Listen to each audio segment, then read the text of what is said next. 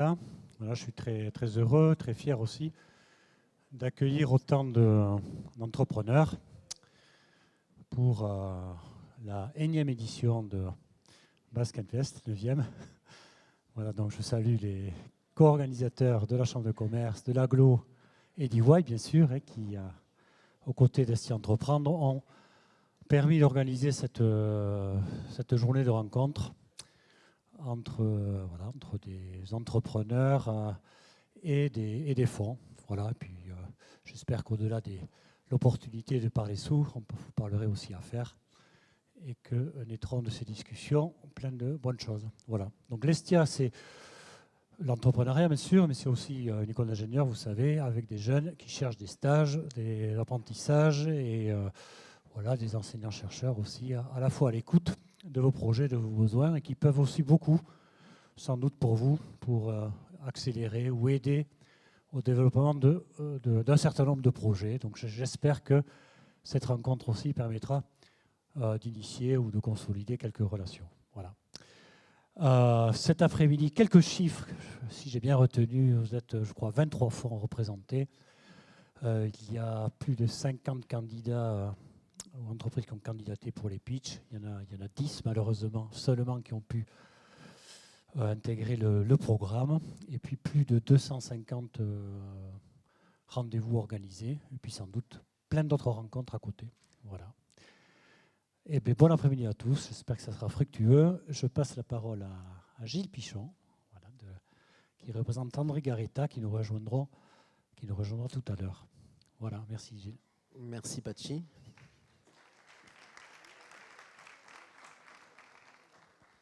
Donc bonjour à toutes et à tous. Egunon Deneri. Je le dis parce que je représente André Garetta, président de la Chambre de commerce Bayonne Pays Basque et de l'ESC Estia, qui a l'habitude de dire cette formule qui est que je trouve très bien. Donc je tiens à remercier tout d'abord les co-organisateurs de cet événement, EY, la CCI Bayonne Pays Basque, donc la CAPB et l'Estia. Je salue particulièrement Sylvie Mézin qui s'y présente, élue de Bayonne et au conseil départemental des Pyrénées-Atlantiques, où elle est en charge du programme TIGA, territoire d'innovation de grande ambition, puisque le territoire a été labellisé parmi un certain nombre de territoires en France. Donc c'est une chance pour le département. Et ça a été présenté déjà lors de Basque Invest 2022 et ça se poursuit. Et notamment, il y a des partenariats avec les French Tech, Bayonne, Pays Basque et puis Pau Béarn, ici présents d'ailleurs, et qui sont très actifs sur le territoire. Alors, on est à la 9e édition, la 9e édition, Pachi, de ce Basque Invest. Je pense que je ne suis pas sûr d'en avoir raté une, je ne crois pas. Le succès rencontré chaque année avec toujours plus de participants, on en a plus cette année que l'année dernière.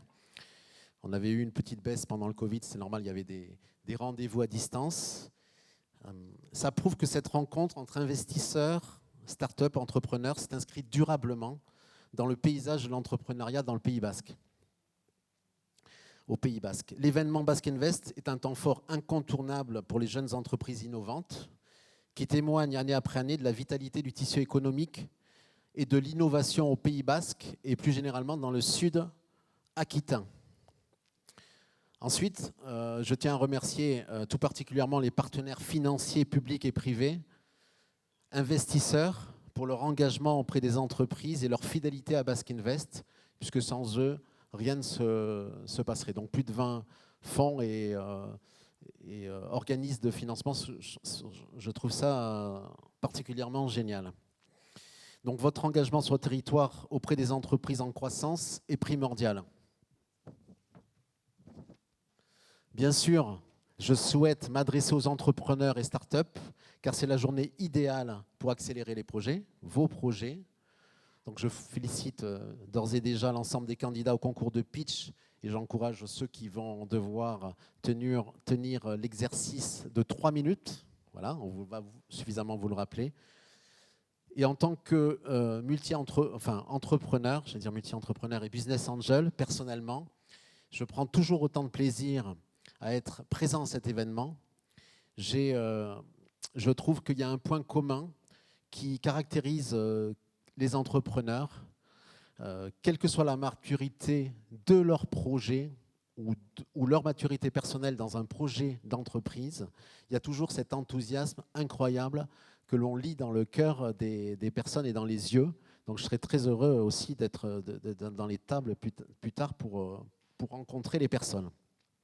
Cet enthousiasme, je voudrais juste souligner une chose, soyez rassurés, moi ça fait 30 ans cette année que j'ai créé ma société, ma première société, mais essentielle, toujours dans mon activité personnelle et professionnelle. Et c'est toujours avec beaucoup d'enthousiasme que j'anime cette société. Donc, si vous avez le cœur aujourd'hui dans vos entreprises, vous l'aurez pendant de nombreuses années, ça c'est chouette. Alors, vous avez fait le bon choix en venant participer à Basque Invest. C'est le bon moyen de détecter les différents outils d'aide à la création et au développement de votre entreprise et à la levée de fonds. Parce que là, on a toutes sortes de projets. On a des projets qui sont au balbutiement, on a des projets qui sont en amorçage, d'autres qui sont en capital risque ou d'autres en capital développement. J'ai eu le plaisir de pouvoir lire les différents projets rapidement. Je trouve que c'est top. Donc, vous avez beaucoup ici d'outils d'aide à la création et au développement de votre entreprise avec Estia Entreprendre, la CCI, EY et tous les partenaires ici présents qui sont là pour vous guider dans vos démarches. C'est quand même super. Franchement, vous avez beaucoup de chance parce qu'il y a 30 ans, on n'avait pas cette chance-là. Et là, c'est génial. Il suffit de se casser un petit peu la tête et vous allez trouver des gens très ouverts pour vous accompagner dans vos projets. Donc, la Chambre de commerce d'industrie est impliquée depuis de nombreuses années dans le financement des entreprises innovantes avec l'école d'ingénieurs comme a dit Pachi. Il y a Estia Entreprendre piloté par Hélène Marty et puis la CAPB aussi qui est présente pour accompagner les entreprises. La force de ces partenaires avec la CCI est d'animer différents dispositifs de financement et sa capacité à mobiliser un réseau très large dans la région Nouvelle-Aquitaine. Et tout cela, c'est à votre service. Donc, en tout cas, ce que je vous souhaite, c'est de passer une superbe après-midi, de vous éclater en présentant vos projets. C'est comme ça qu'on est enthousiaste et qu'on est suivi par des investisseurs. Et voilà, plein de cœur à l'ouvrage. Donc, je donne la main à Mathilde Garcia qui va poursuivre sur la... Voilà. Merci Mathilde. Merci à vous. Donc, bonjour, je représente l'agglomération Pays Basque, la direction du développement économique. Donc, pour situer rapidement ce que l'on fait au développement économique, donc on accompagne les entreprises du territoire, à la fois sur les phases de création et de développement. On les accompagne dans leurs projets et dans leur financement, soit en les orientant dans l'écosystème entrepreneurial global, soit en les faisant bénéficier de dispositifs d'aide directe, donc de subventions que l'on porte directement. On est ravis aujourd'hui d'être à nouveau partenaire de Basque Invest, qui est un événement annuel qui rassemble entrepreneurs, financeurs et l'ensemble de l'écosystème. Et donc, bonne chance aux différents pitchers. Et on espère que les échanges qui s'en suivront pendant toute la journée seront riches et fructueux pour la suite. Merci.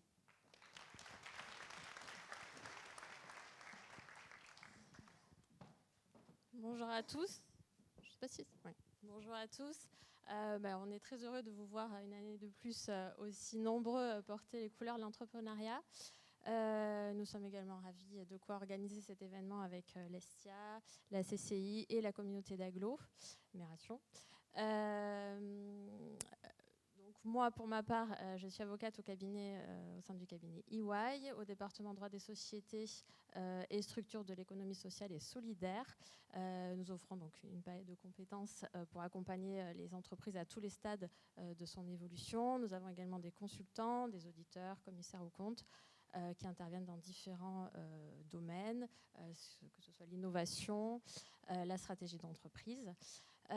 Nous organisons également, je vous le dis, le prix de l'entrepreneur de l'année qui récompense et qui met en valeur des histoires entrepreneuriales, donc de la start-up, scale-up ou ETI. Donc on est à votre disposition si vous avez besoin d'informations, donc toute l'équipe EY.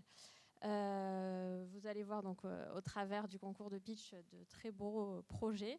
Et quant à moi, je vous retrouverai pour l'animation, la co-animation avec Éric Barquisso de la table ronde, qui aura un sujet plus que jamais d'actualité, puisqu'on parlera du financement et de l'impact social et environnemental. Et on verra comment les financeurs prennent en compte ces enjeux environnementaux et sociaux dans leurs décisions d'investissement, et comment les entreprises réagissent et adaptent leur modèle économique. Voilà, je vous souhaite à tous une excellente journée.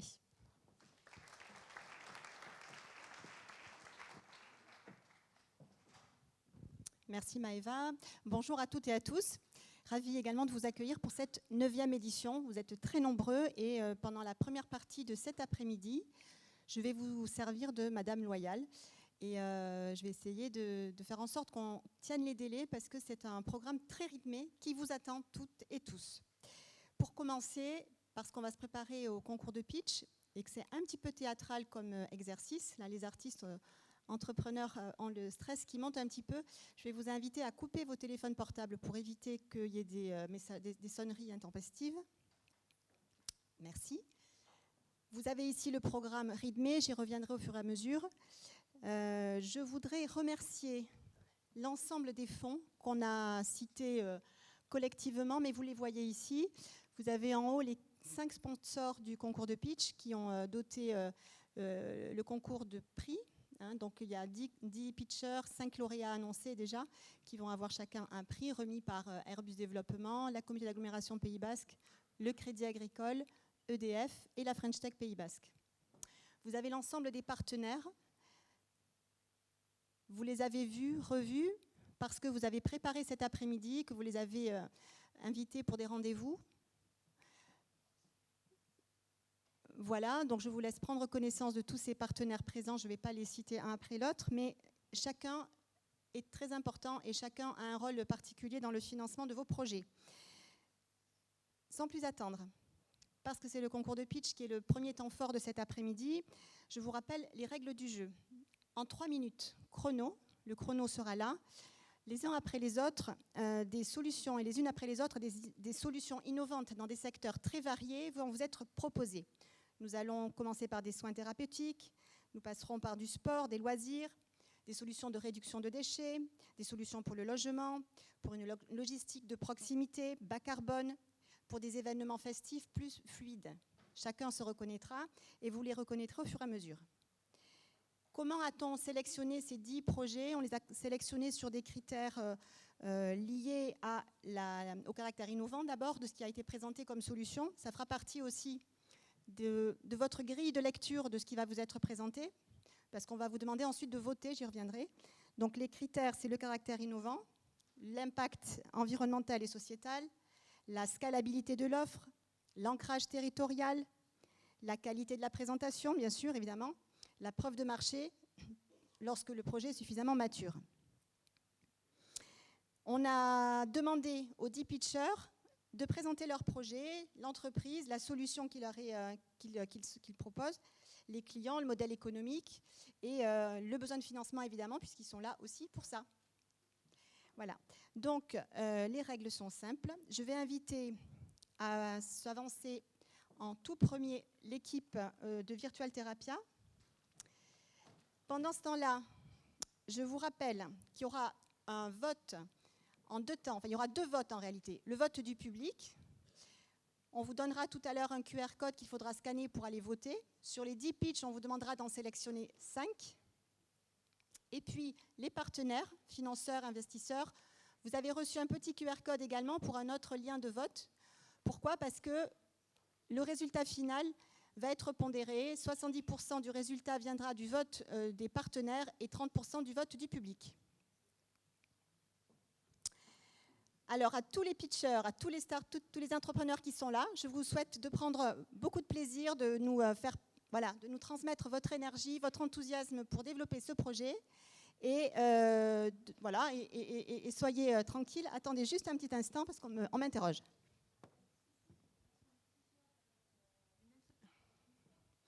Alors, on n'a pas bloqué à un vote par structure. Vous pouvez voter autant de personnes qui êtes présentes par structure. Voilà. Vous avez le droit d'avoir des avis divergents, du coup. Voilà. Ah ouais. En fait, c'est chaque terminal. La question, c'est qu'il y a des investisseurs qui sont plusieurs présents, donc chaque personne a un droit de vote. Idem pour vous dans le public, même si vous êtes plusieurs de la même entreprise. Alors, Pierre Lapeyraud, qui va commencer l'exercice. Non, ça ne fonctionne pas là. Manifestement. 1, 2. Voilà. Donc, Pierre, tu inaugures l'exercice. 3 minutes chrono ici, et moi, je couperai à la fin. D'accord.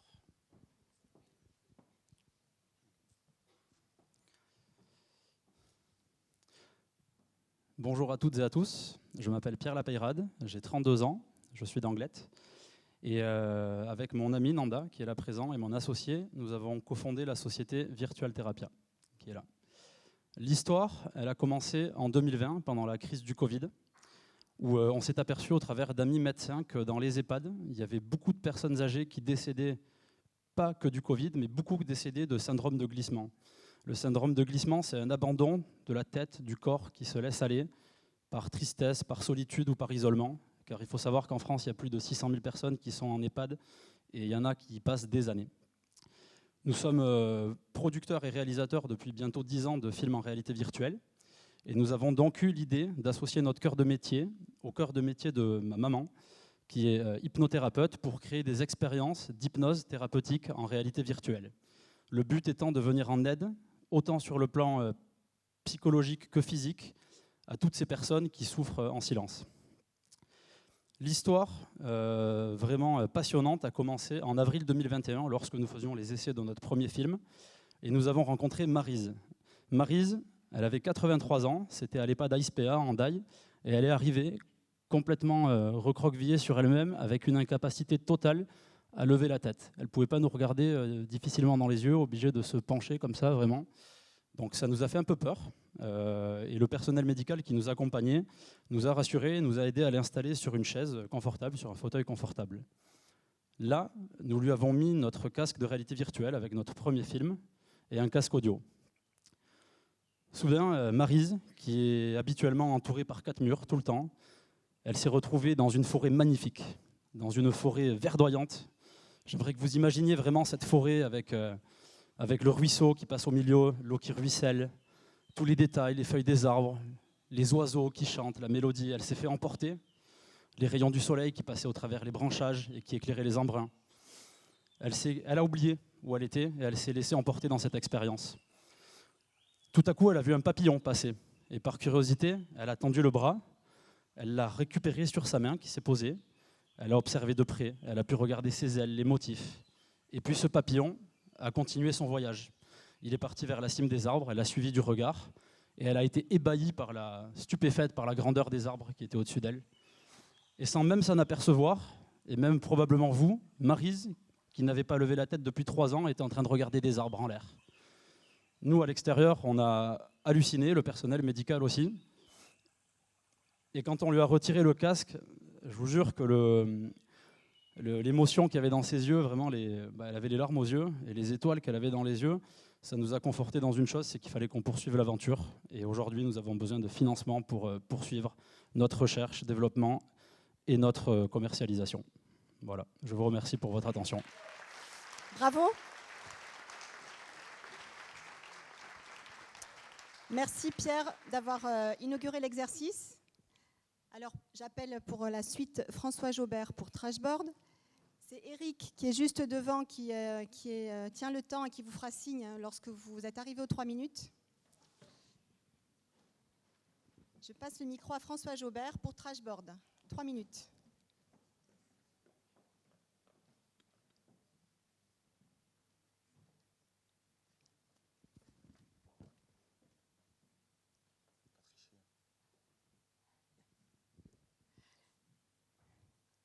Merci d'avoir joué le jeu de mettre un PowerPoint quand même. Bon ben moi je vais vous parler de carton parce que j'en ai marre du carton. Le carton, on en a plein nos balcons, les sociétés nous ont plein leur stock, on en a plein les rues, ils s'envolent de partout. Le carton, il utilise énormément d'énergie pour se faire recycler, donc ça se recycle facilement, mais il faut utiliser beaucoup d'eau pour le broyer, il faut utiliser beaucoup d'essence pour la logistique, etc.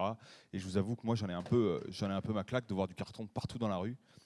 Donc moi j'ai trouvé une idée, c'est que le carton, si on le mouillait pas et on le faisait pas traverser la France, on le découpait en petites lamelles comme ça, en toutes petites lamelles, qu'on collait entre elles et on arrive à fabriquer un panneau qui est rigide, qui est flexible et qui pourrait être structurel dans un sandwich composite.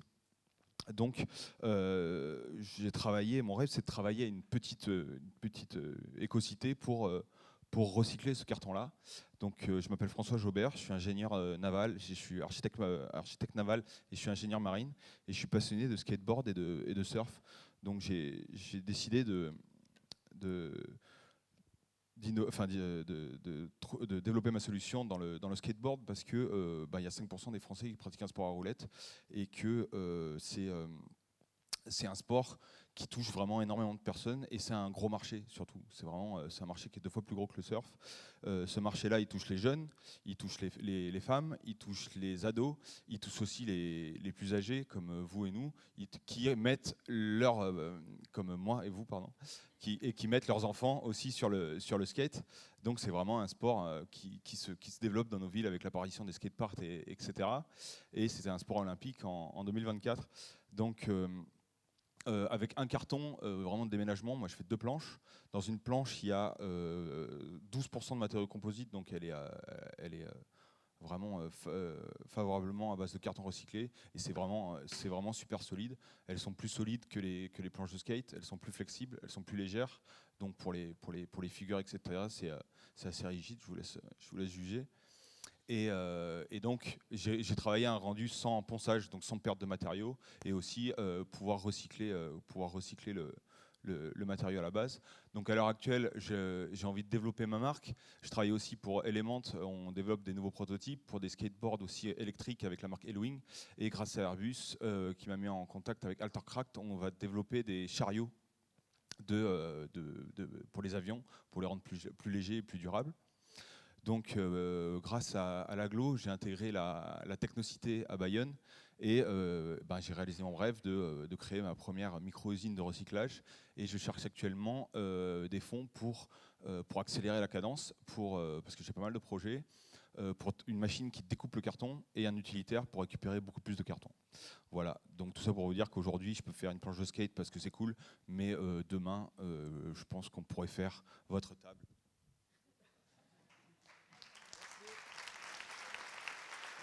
Merci François. Donc si j'ai bien compris, tu nous proposes de venir en skate la prochaine fois, c'est ça ? On passera à commande. Ok. Donc le prochain s'avance, c'est Beñat Etxebest pour Etxalde.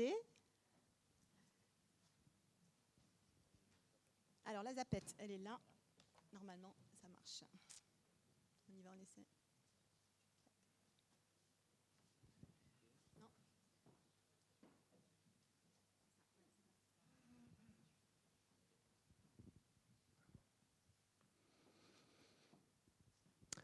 Arratsaldeon, bonjour à tous, bienvenue à Bidar, une des belles communes de la côte basque qui va donc de Bucco jusqu'à Hendaye, qui a gagné 15% de résidences secondaires sur ces 50 dernières années et perdu 1% de sa population. Si vous avez la chance d'habiter dans une de ces très belles communes, si vous avez des enfants, je suis désolé, ils auront peut-être du mal à vivre là où vous habitez aujourd'hui. C'est la mauvaise nouvelle. La bonne nouvelle, c'est que peut-être avec vous, ils pourront continuer à habiter ici. Je me présente, je suis Beñat Etxebest, président de la société coopérative d'intérêt collectif Etxalde. Nous nous sommes dit que plutôt que laisser passer les biens à la moulinette à chacun de nos décès, quand je suis propriétaire de quelque chose, il y a une quinzaine d'années, nous avons créé un nous qui est propriétaire des biens à la place du je. Et ce nous, qui s'appelle Etxalde, transmet les biens de génération en génération. Nous allons donc habiter dans des biens qui appartiennent à un nous. On se propose aujourd'hui d'acheter un immeuble de 8 appartements à Bucco. Les gens vont acheter l'usufruit, le droit d'habiter. Ils vont payer ça à la moitié de la valeur du bien. Ils vont payer une petite contribution pour financer la totalité du bien et continuer à acheter d'autres biens. Ils pourront vendre leur droit d'habiter. Ils pourront le transmettre à leurs enfants. Donc, ce qu'il nous faut aujourd'hui, c'est tout simplement 1300 personnes qui nous prêtent 1000 € pendant 20 ans. Ce n'est pas plus compliqué que ça, 1000 € rémunérés. Et je vous propose, moi, de participer à cette chose-là. Chacun de nous apporte 1000 € donc, pour pouvoir acheter et protéger ses biens pour toujours de la spéculation et la garantir en résidence principale. Alors maintenant, je vais vous proposer un exercice. Puisque vous avez mis ces 1000 €, on va prendre 5 secondes et on va fermer les yeux. Et vous allez penser à vos enfants dans 20 ans, 30 ans, 60 ans. Merci de fermer les yeux.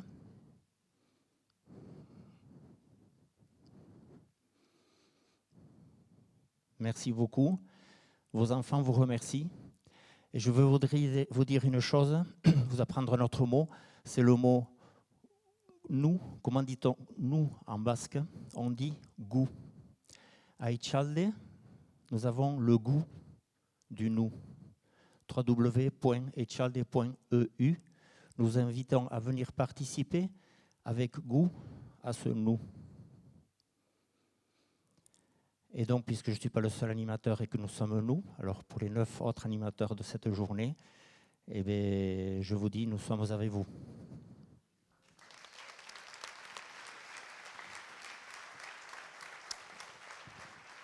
Mileshker, merci. Le pitcher suivant, c'est Johan Ruot de Javatic, qui va s'approcher.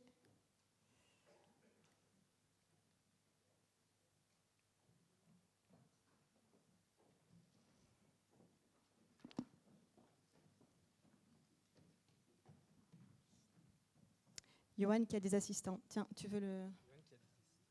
Voilà, il faut taper sur le gros bouton.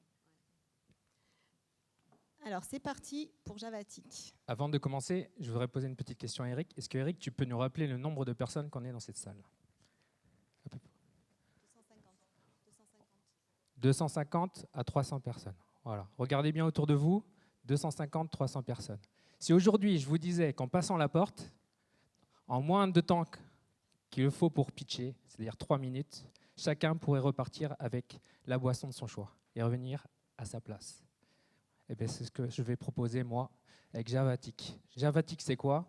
C'est une solution au festival, aux supporters de stade qui, pendant la mi-temps, ont une problématique, savoir s'ils vont faire la queue, patienter pour avoir leur boisson, ou est-ce qu'ils vont commencer à avoir la deuxième mi-temps. Voilà. Donc, c'est des problématiques aussi d'organisateurs. Un événement, lui, ce qu'il cherche à savoir, c'est comment vous accueillir de la meilleure façon et surtout d'être le meilleur d'une année sur l'autre.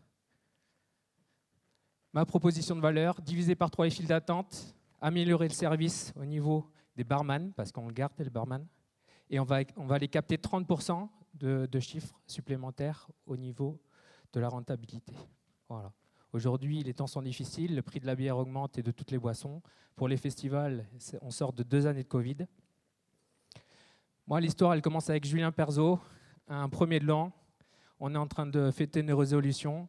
Et là, il me dit, toi, avec tes conteneurs, est-ce que tu ne voudrais pas faire quelque chose pour nous pour diviser les files d'attente? Et j'étais en train de monter un Fab Lab. Et 3 mois après, j'arrive avec mon prototype, super fier de moi. Je lui envoie une petite vidéo qui est un plateau qui se déplace et qui remplit des verres. Donc en fait, on était dans cette configuration-là. Il faut savoir que Julien, en fait, lui, son métier, c'est organisateur d'événements. Aujourd'hui, il est directeur technique sur les JO 2024. Il a fait l'Euro 2016, il a fait la Danone Cup et d'autres événements. J'ai eu la chance de travailler avec lui sur la Coupe du Monde 2007 de rugby. On a travaillé ici en 2014 sur l'accueil du public. C'est un réel plaisir pour moi d'accueillir le public dans les meilleures conditions. Je me suis entouré de ma sœur, de Thomas et de Loïc pour la partie API. Thomas fait toute la partie ingénierie. Aujourd'hui, ce qu'on vise, c'est les festivals de plus de 5000 personnes jour, les stades, et bien sûr, mon petit rêve à moi, ça serait de participer en octobre à la Coupe du Monde de rugby 2023. Une boucle serait bouclée. Voilà. Qu'est-ce que je peux vous dire? C'est un produit qui est sur la base d'un conteneur de fin de vie. Donc c'est un conteneur qui a parcouru plusieurs fois le tour du monde.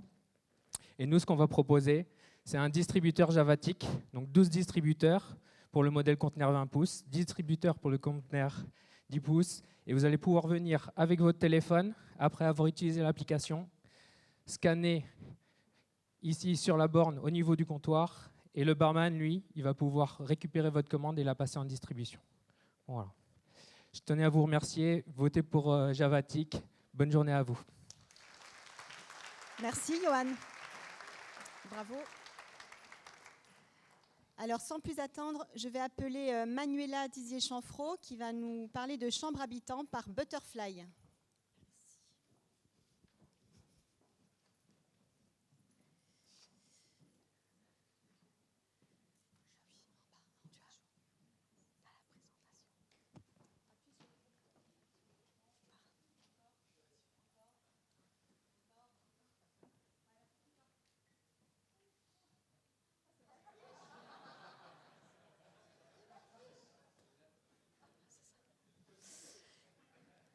Bonjour à tous, donc je suis Manuela Dizier-Chanfraud, fondatrice de Butterfly, et je vous parle aujourd'hui de chambre habitant. Je commençais par chambre habitant, c'est en fait le projet de lycéens qui ont eux-mêmes pitché ici, il y a quelques mois, sur un sujet qui était comment rendre accessible le logement étudiant chez l'habitant. De là est né chambre habitant. Donc on part d'un problème qui est celui de la crise du logement, mais on s'adresse à une population bien ciblée, ce sont les jeunes de moins de 30 ans. Et savez-vous qu'en France, un jeune sur 5 est obligé d'abandonner ses études car il n'a pas les moyens de payer son logement et c'est justement à eux qu'on s'adresse. Chambre habitant est une solution de logement multigénérationnel, accessible, économique et sécurisé. Le principe, c'est quoi? C'est une plateforme et un service de mise en relation entre l'habitant qui loue une chambre et l'étudiant. On est sur une location d'une durée de 1 mois à 10 mois maximum. On s'adresse à des jeunes uniquement de moins de 30 ans. Et notre service, c'est de les mettre en relation, de rédiger le bail et de leur permettre de se mettre en lien de façon facilitée. Notre cible, ce sont des personnes qui sont propriétaires. Ça peut également être des locataires s'ils ont l'autorisation du propriétaire. Ça peut être des seniors, c'est aussi des actifs. Ça peut être chacun d'entre nous. Et le jeune qui a besoin de se loger, il doit être soit étudiant, soit apprenti, soit alternant, soit stagiaire. Dans tous les cas, il a besoin d'un petit coup de pouce et d'un premier tremplin pour pouvoir mener à bien son projet. Chambrehabitant.fr, donc des profils et des annonces en ligne, des consultations, des systèmes de matching et la rédaction du bail et la signature en ligne. Notre modèle économique, donc pour le propriétaire, c'est 60 € de frais de commission par mois de location et pour l'étudiant, c'est 440 € au moment où il trouve la chambre et qu'il signe le bail. Qui nous sommes chez Butterfly? Chez Butterfly, on est spécialiste de l'accompagnement de jeunes dans la mobilité en France et à l'étranger. Vous nous connaissez peut-être déjà, puisqu'on a déjà un service qui est le placement au pair. Aujourd'hui, on est présent dans 20 pays, on a accompagné plus de 1000 familles. Et on continue à accompagner les jeunes sur une problématique qui est celle du logement, parce que ça demande un service d'accompagnement de la cohabitation que l'on sait faire, et ça, ce n'est pas nous qui le disons, ce sont nos clients, avec 4,7 d'avis clients sur 5. Notre savoir-faire, c'est comme je vous le disais, c'est la cohabitation. Je m'appuie sur une formidable équipe, multiculturelle, pluridisciplinaire, et je les embrasse parce que certains d'entre eux sont ici dans la salle. Et j'ai besoin de vous, parce qu'on a besoin de gagner ce prix pour lancer la campagne de communication qui démarrera le 15 avril auprès de nos accueillants. Aujourd'hui, le site est déjà en ligne. On a une dizaine d'inscrits par jour et on a surtout besoin de se faire connaître. Merci à vous. Merci Manuela. Merci Manuela. J'appelle Thomas Lièvremont de AIA Sport.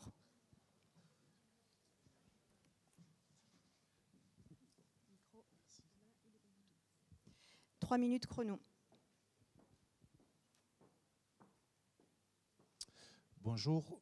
Est-ce qu'il y a des amateurs de rugby dans cette salle? Quelques-uns. Est-ce qu'il y a des connaisseurs de rugby dans cette salle? 2. Très bien.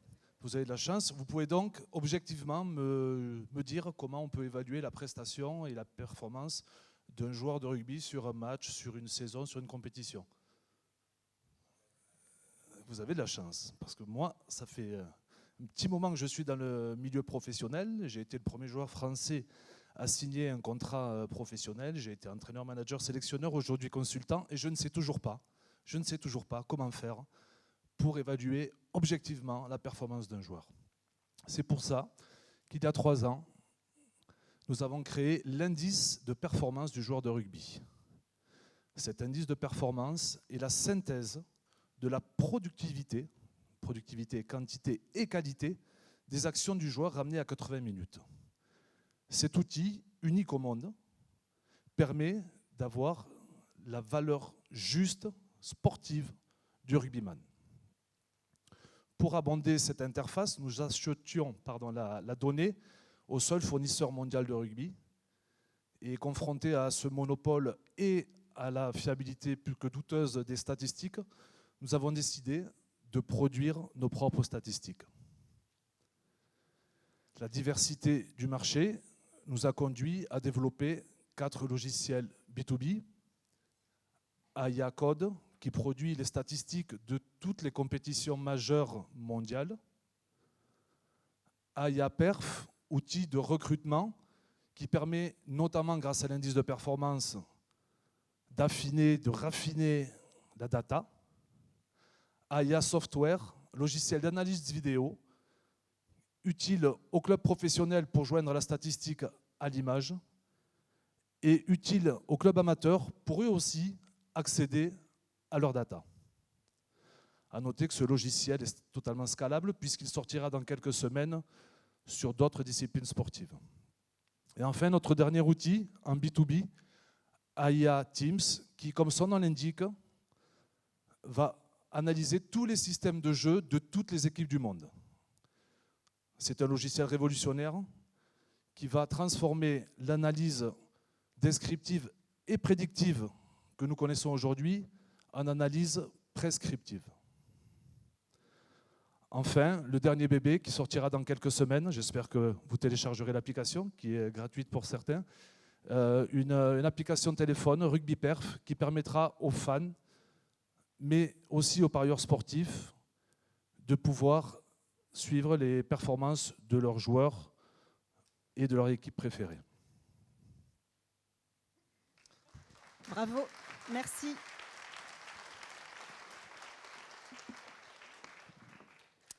Merci Thomas. J'appelle maintenant Nicolas Seigné pour Bioclimakit. Voilà le micro Nicolas et la zapette.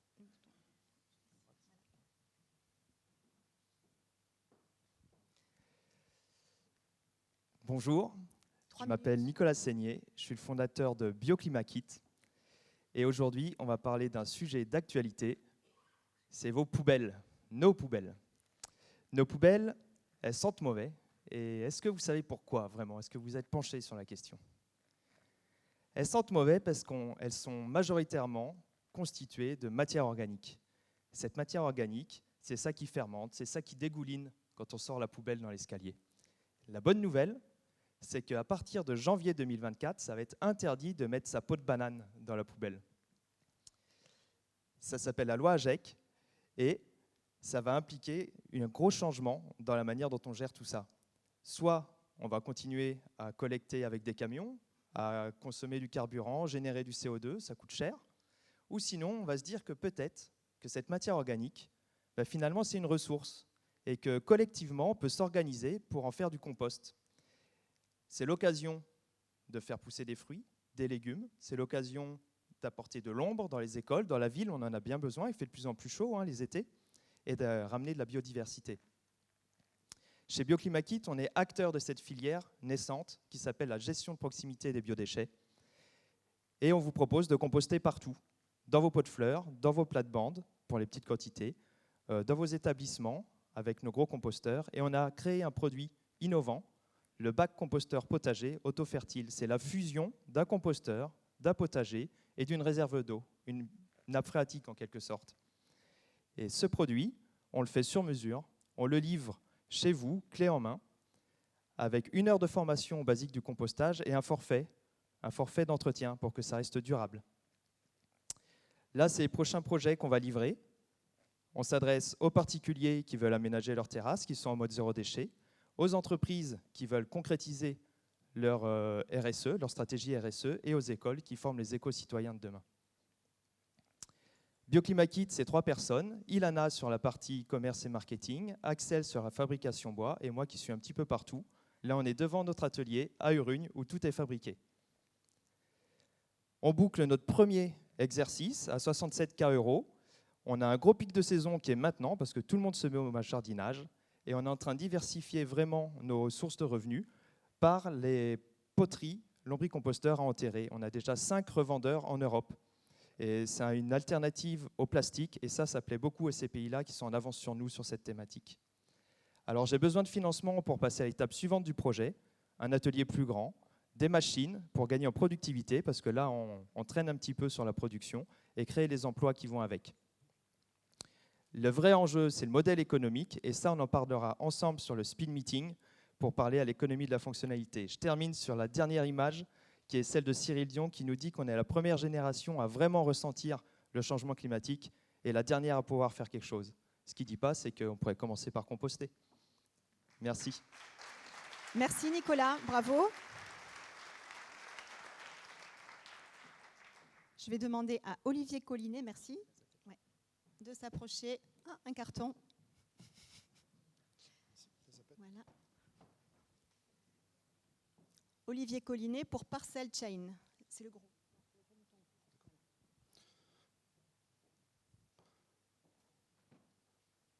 Bonjour. Vous et moi, chaque jour, nous nous déplaçons de notre domicile à notre lieu de travail, ou peut-être à l'école de nos enfants. Nous avons eu un rythme complètement immuable et pour autant, à la fin du mois, l'ensemble de nos trajets quotidiens pèse lourd sur notre budget. Nos pratiques marchandes évoluent également. Nous nous tournons aujourd'hui beaucoup vers le commerce en ligne et la livraison à domicile. Les grands gagnants de cette tendance sont effectivement les agrégateurs de commerce en ligne et les commerces locaux peinent aujourd'hui à drainer la clientèle dans leurs boutiques. Au même moment, l'industrie de la logistique peine aussi. Elle est face à de sacrés défis, face justement inexorablement à cette poussée des livraisons.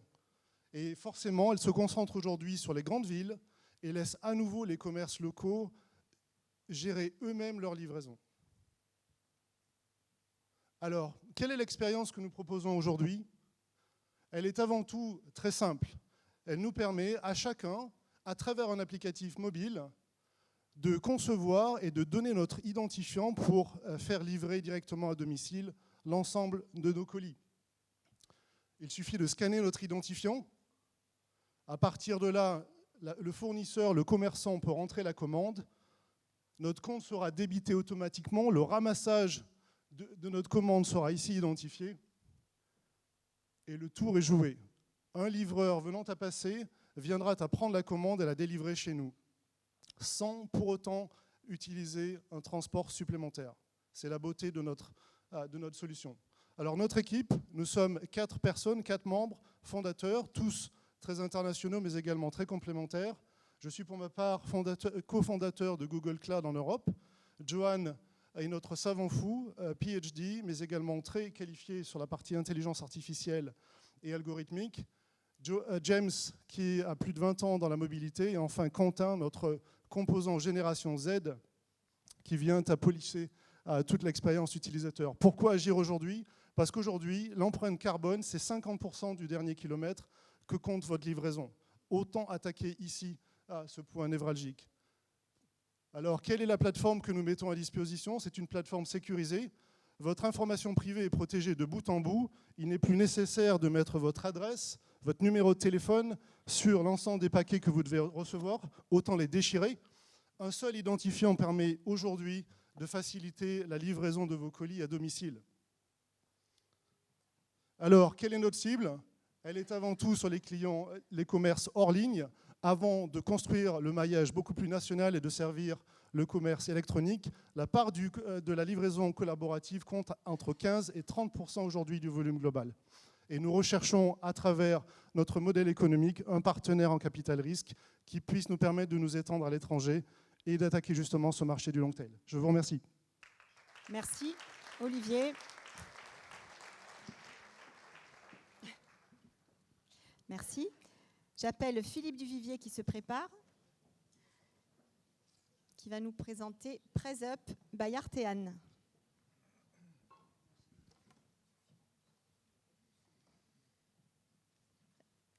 À toi, Olivier. Philippe. Philippe. J'ai le stress. Merci Catherine. Denise. Bien. On est assez nombreux. Qui d'entre vous, dans les 30 derniers jours, a assisté à une présentation en visioconférence? Levez la main. Tout le monde. OK. Maintenant, qui ose avouer que pendant au moins l'une de ces présentations, il s'est ennuyé et il a lu ses mails? Oh putain. Je ne le répéterai pas, mais on a une solution pour ça, pour les mails. Non, pas du tout pour les mails. La visioconférence explose. C'est un marché qui va doubler dans les 8 prochaines années, d'après les experts. Mais l'engagement diminue. L'engagement, c'est quoi? Si j'avais dû vous faire cette présentation en visioconférence, je serais dans un coin de l'écran là-haut, je parlerais à peu près avec ce ton de voix, je serais statique, je m'ennuierais. Alors que là, je suis devant vous, je peux utiliser mes bras, mes déplacements, mes silences, mon sourire, mon regard, pour m'engager moi-même et vous engager dans ma présentation. Par contre, en visioconférence, on revient en arrière, tout ça, ça disparaît complètement. Toute la communication non verbale disparaît dans la présentation. Si le présentateur s'ennuie, l'audience aussi. Alors imaginez que vous puissiez être debout devant votre caméra. Imaginez que votre présentation soit affichée juste à côté de vous comme ça. Imaginez que vous puissiez utiliser votre main pour faire passer vos slides, voire même les animer. Eh bien, bienvenue dans Press Up. Press Up, c'est une application qui transforme, qui révolutionne la transmission des connaissances et d'informations en distanciel. Je suis venu aujourd'hui avec Géraldine, mon associée, mais aussi, je tiens à les nommer, Pigui Bitumoro qui nous accompagne, et puis plein d'autres acteurs que vous voyez ici, l'agglomération Pays Basque et la région Nouvelle-Aquitaine comme financeurs aujourd'hui. Donc Press Up, c'est plus qu'un projet de quelques personnes, c'est aussi tout un écosystème dans l'agglomération Pays Basque et dans la région. Aujourd'hui, où nous en sommes, nous avons 2 brevets. Nous avons un prototype fonctionnel dont vous verrez la démo, enfin certains verront la démo cet après-midi s'ils le veulent. Nous avons des prospects corporate identifiés. Nous souhaitons lancer le projet en septembre 2023 commercialement, 9,90 € par mois, comme Netflix, et avoir 19 millions d'euros de chiffre d'affaires en 2027. C'est pas beau ça? Pour ça, nous avons besoin de 300 000 € et on en parlera tout à l'heure. Enfin, vous savez tous ce que ce geste veut dire? Et bien bientôt, ce geste, ça voudra dire Press Up. Je vous remercie.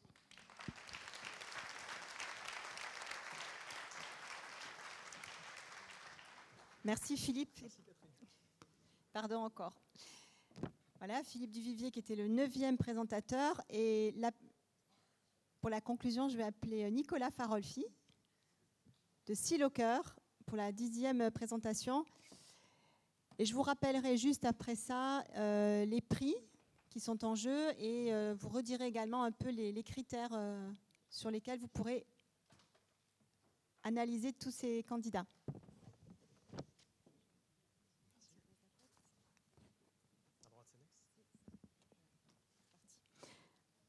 À Nicolas Farolfi pour Sealocker. Bonjour à tous. Quand je vous montre ce produit, normalement ici, on est à peu près tous d'accord pour dire qu'il s'agit d'une planche de surf. La question maintenant, c'est si je veux louer cette planche et aller à Bidart, combien de temps ça va me prendre? Sachant qu'il faut gérer le contrat de location, la pièce d'identité, l'assurance et beaucoup d'autres choses. 2 heures.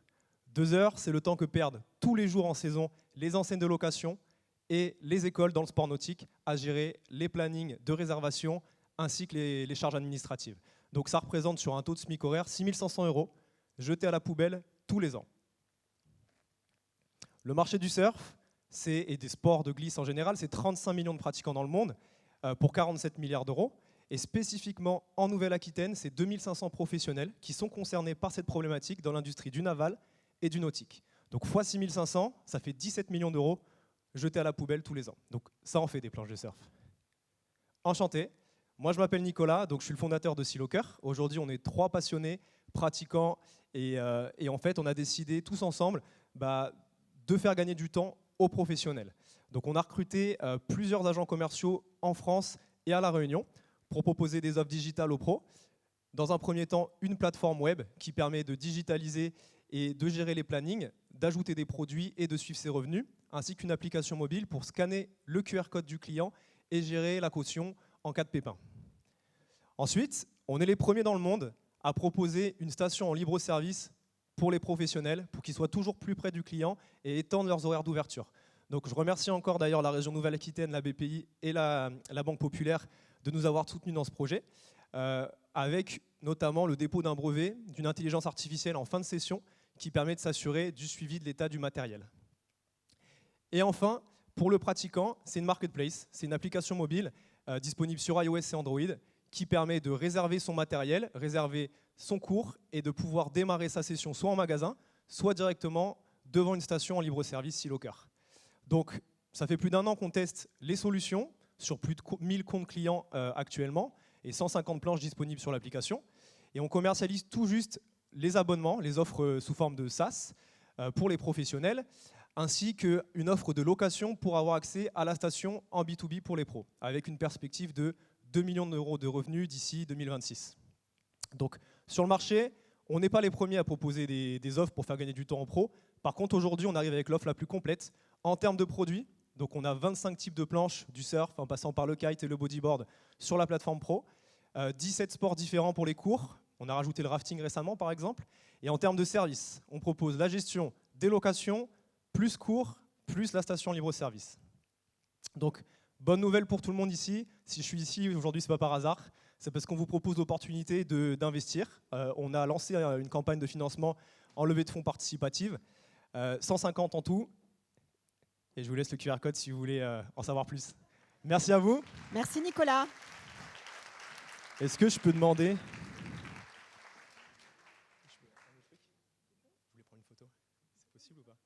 Est-ce que je peux vous demander de lever les mains pour prendre une photo? C'est un petit rituel qu'on a, nous, chez Silocar.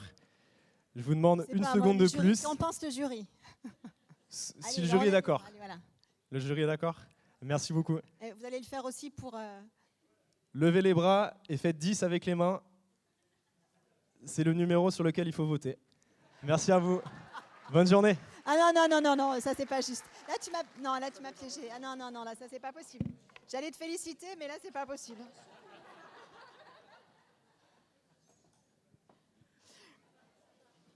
Bon, je vous avais promis un voyage varié, des paysages très très différents. Voilà, moi je sais pas vous, mais moi je me suis pas ennuyée. C'était bien rythmé, de très bonne qualité. Bravo à chacune et à chacun d'entre vous.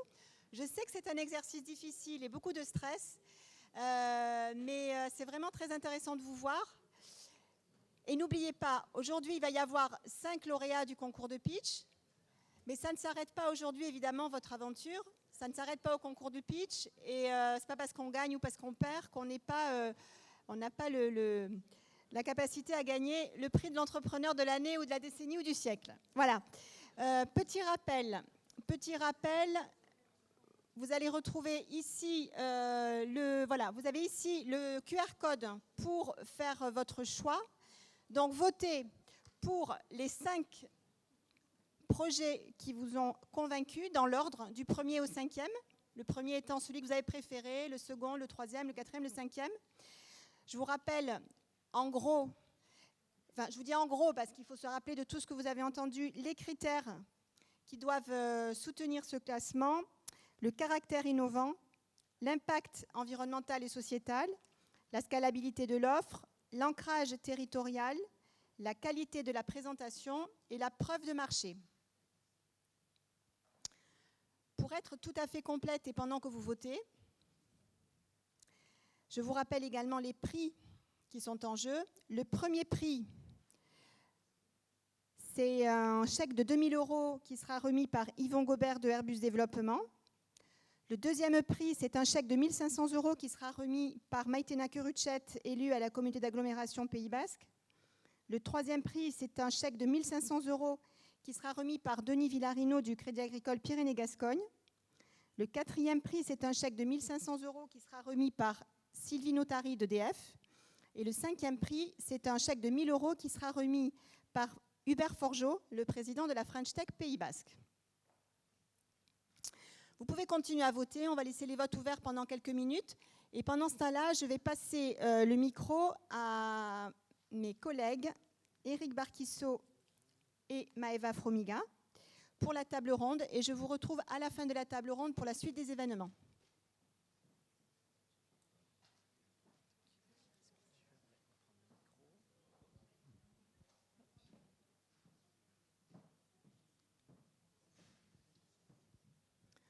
Petit rappel également, les fonds, vous avez votre propre lien de vote, ce n'était pas celui-là, c'est celui que vous aviez sur les tables, puisque votre vote comptera pour 70% des résultats. On va demander aux participants de la table ronde de venir nous rejoindre, d'ores et déjà, s'il vous plaît. On va essayer de ne pas tout casser. Donc Denis Villarino, Agathe qui est là, Manon, Iban, Mathilde et Jeff Darigol. Voilà, si vous pouvez nous rejoindre tout de suite, vous pouvez vous asseoir. Ouais.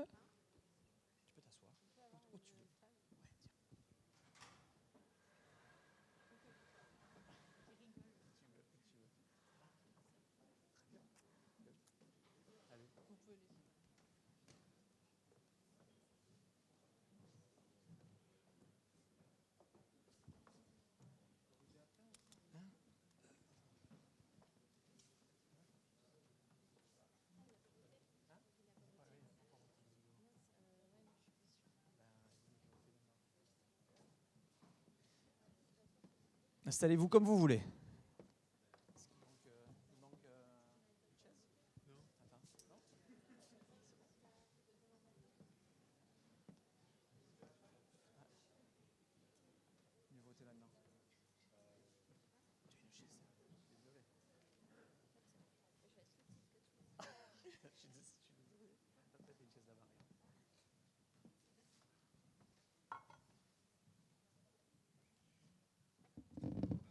Petite installation le temps que tout le monde vote. Voilà, c'est fait exprès. Tout est parfaitement organisé. Bon, je disais à Maëva juste avant que ça allait être difficile d'enchaîner par un nouveau temps, par le temps de la table ronde après ce concours de pitch qui a été d'un super niveau cette année. Vraiment, bravo. Mais on sait que vous attendiez tous la table ronde, bien évidemment. Autour de cette thématique qui est tout à fait pertinente aujourd'hui, importante, le financement et l'impact social et environnemental avec deux sous-questions.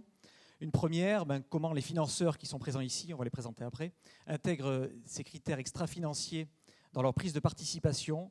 Et une sous-question plutôt orientée start-up, entreprise, quel impact au niveau de la construction, du modèle économique, au niveau de la stratégie des start-up, des entreprises.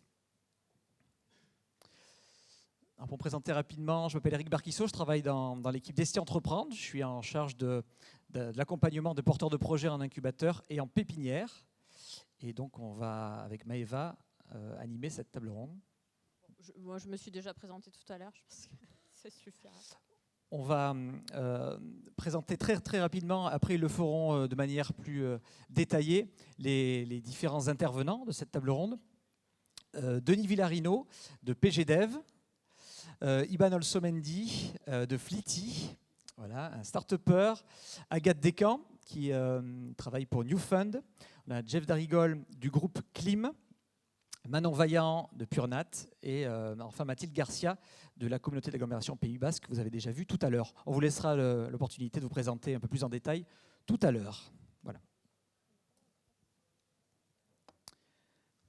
Ok. Alors, cette thématique, elle nous a paru importante à aborder parce que les notions, les concepts d'investissement socialement responsable, ISR, de financement à impact, de finances durables, sont employés assez communément aujourd'hui par les financeurs, qu'ils soient publics ou privés, et par les entreprises et les startups elles-mêmes. Une nouvelle génération de financeurs, d'investisseurs, n'évalue pas uniquement les possibilités d'investissement en termes de rentabilité financière aujourd'hui, pure et dure. De plus en plus, les critères extra-financiers, on en parlera pas mal cet après-midi, que sont les critères ESG, environnementaux, sociaux et de gouvernance, sont pris en compte par les financeurs comme des critères vraiment essentiels pour investir et prendre des participations dans un projet. Comme tu le disais, effectivement, aujourd'hui, on parle plus de finance durable, mais derrière la finance durable, il y a plusieurs concepts. Il y a l'investissement responsable, dont on va surtout parler aujourd'hui, donc qui permet d'intégrer les critères ESG et de pousser les investisseurs à prendre en compte ces critères extra-financiers dans leurs investissements. Il y a la finance verte qui regroupe toutes les opérations financières qui sont destinées à financer des projets en lien avec la transition écologique, et la finance sociale qui est destinée à financer des projets plutôt à caractère social, d'utilité sociale. Donc l'investissement responsable est souvent désigné sous l'acronyme ESG. Donc on va définir ensuite ce que c'est vraiment l'ESG, donc environnement, social et gouvernance. À l'origine, il y avait un concept de triple performance, donc c'était que ça remonte aux années 90 sans vouloir faire trop d'histoire. Et à l'époque, c'était le concept des triple P, personne, planète, profit, et on considérait qu'il fallait prendre en compte ces 3 P, donc profit, planète et personne, sur un même pied d'égalité, et pas seulement le profit. Ensuite, ce concept a évolué pour laisser la place aux critères ESG. Donc, on va rappeler un petit peu ce que c'est les critères ESG. Donc, c'est la prise en compte de l'environnement, c'est-à-dire comment l'entreprise va faire face aux défis environnementaux, donc tout ce qui est pollution, gestion des déchets, transition écologique, émissions de gaz à effet de serre. Voilà. Et ensuite, c'est la prise en compte du caractère social, c'est-à-dire comment l'entreprise va gérer les relations avec les personnes. Donc les personnes, ça va être ses salariés, ses clients, ses fournisseurs, mais également les salariés de ses fournisseurs. Donc en termes d'égalité des chances, bien-être au travail. Voilà. Et ensuite, il y a le critère de gouvernance, c'est-à-dire comment l'entreprise est gérée. Donc par là, on va entendre la rémunération des dirigeants, la transparence, le droit des actionnaires et les audits. Voilà, tout ça. Alors aujourd'hui, avec le développement des réseaux sociaux, on a beaucoup entendu parler de greenwashing. Je vais te laisser la parole sur ce oui, point. C'est clair qu'aujourd'hui, dans la presse spécialisée, dans certains sites web, des articles se font de plus en plus critiques vis-à-vis de fonds se revendiquant, se positionnant comme des fonds à impact. Et on parle effectivement d'impact washing aujourd'hui, de la part de certains fonds, comme on parlait de greenwashing pour certaines entreprises. Certains financeurs se donneraient, pour certains journalistes, observateurs ou start-upers, bonne conscience en mettant en place des fonds à impact qui ne seraient pas finalement tellement différents des fonds classiques, entre guillemets, en termes de ROI, d'objectifs financiers à court et moyen terme.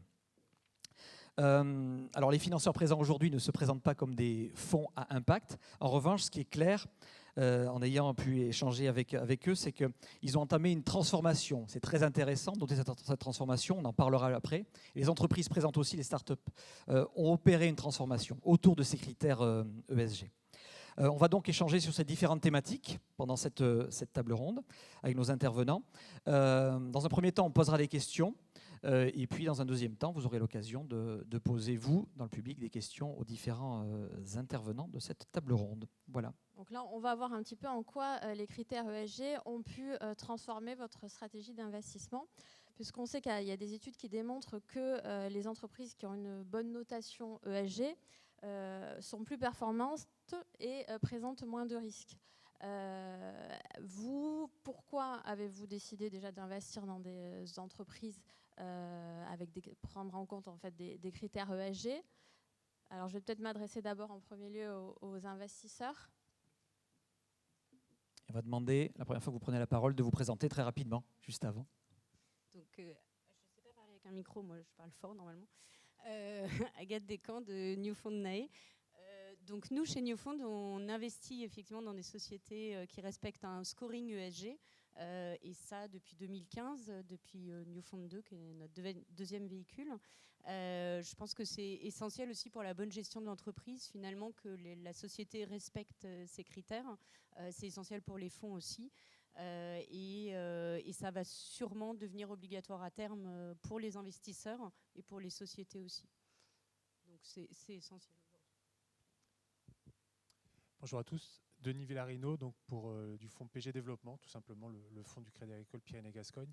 J'ai envie de rajouter, quelque part, quand on a un investisseur de proximité et qui s'interroge à chaque investissement, mais depuis toujours, sur l'impact territorial de ces investissements et des activités, quelque part, on a ça dans notre ADN. Donc, notre problématique, c'est de l'avoir déjà quelque part dans nos gènes, mais maintenant, c'est de le structurer, de le formaliser, en cohérence avec un projet stratégique d'entreprise qui est le nôtre. On n'est pas en train de lever de l'argent auprès de tiers auprès de qui on doit justifier de cela, mais on doit se le justifier à nous-mêmes et de plus en plus de le justifier vis-à-vis d'un certain nombre d'entreprises et de parties prenantes. Et le deuxième point que je souhaite souligner sur cette question, c'est qu'à ce jour, j'en fais plus un sujet de suivi de participation qu'un sujet de critères d'investissement à l'entrée. Bien évidemment, on adresse ces points-là à l'entrée quand il y a un sujet majeur qui ressort.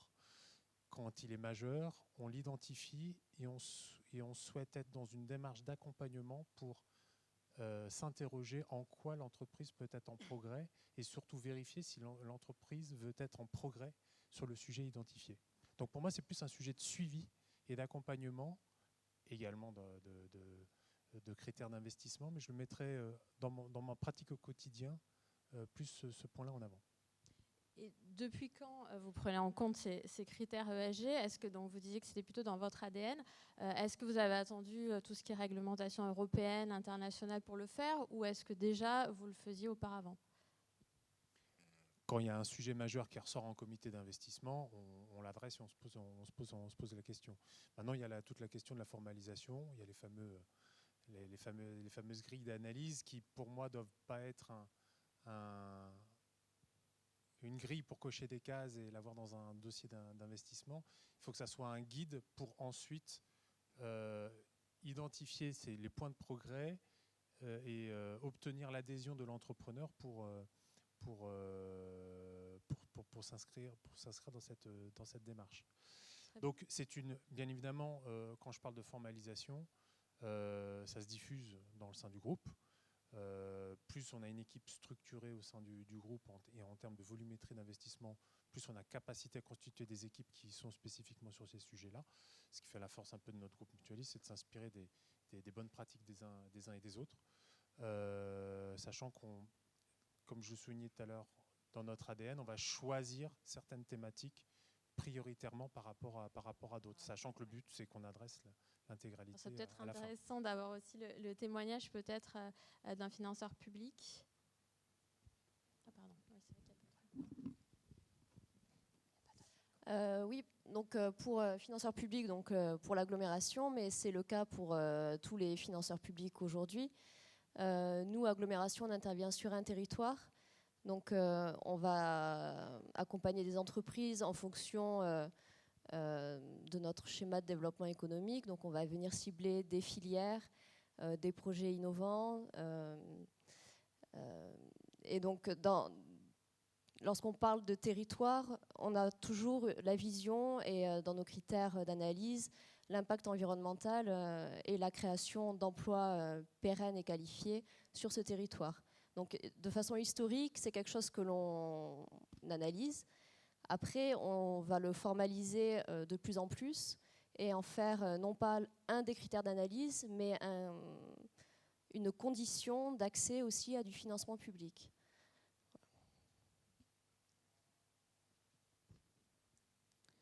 Je vais peut-être poser des questions aux startups qui sont présentes aujourd'hui. Est-ce que vous avez senti dernièrement, de la part des financeurs, publics ou privés, quels qu'ils soient, une volonté d'orienter leur choix de financement en fonction de critères non plus seulement financiers, mais également extra-financiers? Est-ce que c'est quelque chose qui est diffus? Est-ce que c'est quelque chose qui devient évident pour vous? J'y vais. Vas-y. Du coup, de notre côté, effectivement, on sent qu'il y a un mouvement qui est lancé là-dessus, où on nous demande aujourd'hui, je pense que c'est surtout un scoring, de dire ce qu'on fait, en prenant en compte aussi du niveau de maturité de nos entreprises. Nous, on a un peu plus de 2 ans. Il faut être aussi réaliste sur ce qui peut être fait en 2 ans. Après, l'important, c'est de montrer aussi vers quoi on veut aller. C'est ce que disait Denis. On sent aussi quand même une différence entre acteurs financeurs publics, financeurs privés. C'est vrai que sur le public aujourd'hui, c'est tout le temps là et on sent que c'est forcément pris en compte dans la démarche d'investissement ou de subvention. Et après, il faut le voir aussi, nous, en tant qu'entreprise, sur qu'est-ce qu'on fait en termes d'impact. Je pense qu'il y a des modèles différents, c'est-à-dire qu'on va avoir des entreprises, on va dire qu'il y a celles qui s'en fichent complètement. Il y en a où l'impact va être le produit même. J'entendais tout à l'heure Echalde, j'entendais l'entreprise sur le compost, où là, de fait, en fait, on parle d'un produit qui est purement impactant. Et je pense que dans l'aspect financement, on ne peut pas attendre les mêmes retours sur investissement sur ce genre de structure. Donc il faut en avoir conscience aussi dans la démarche d'investissement, parce que c'est une réalité. Et après, il va y avoir des entreprises comme nous, où en fait, une partie de notre produit apporte de l'impact. Donc nous, on fait un logiciel d'analyse de données sur tout ce qui est gestion de parcs de véhicules et d'engins. Et on intervient notamment sur tout ce qui est réduction des consommations de carburant. Mais c'est une partie de ce qu'on fait aujourd'hui. Et c'est pris en compte, on le sent de plus en plus. Mais voilà, je pense qu'il faut aussi être conscient des différents types de projets et du coup des niveaux d'impact que vont avoir les projets. Juste pour rebondir sur ton propos côté investisseur, bon, forcément, on a tous une stratégie d'investissement qui est différente des uns des autres. Certains font de l'amorçage, d'autres plus sur des phases un peu plus matures. Juste pour illustrer, au sein de notre entreprise, de mon actionnaire, on a un projet d'entreprise avec certaines priorités, et notamment dans l'accompagnement des transitions, qu'elles soient énergétiques, la mobilité et un certain nombre d'entre elles. Je viens de mettre à jour ma politique d'investissement. Je viens de dédier une poche qui serait fléchée vers ces priorités-là et avec une volonté d'avoir quelques critères dérogatoires d'investissement par rapport à ce que tu disais.